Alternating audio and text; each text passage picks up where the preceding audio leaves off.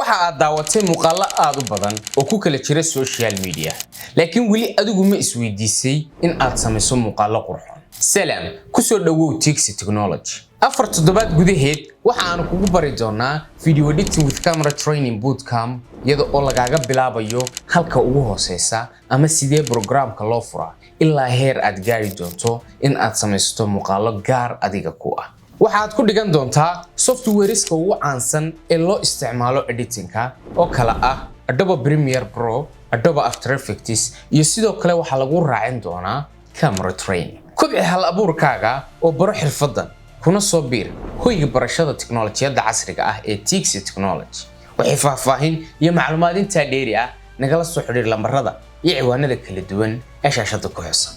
mahadsan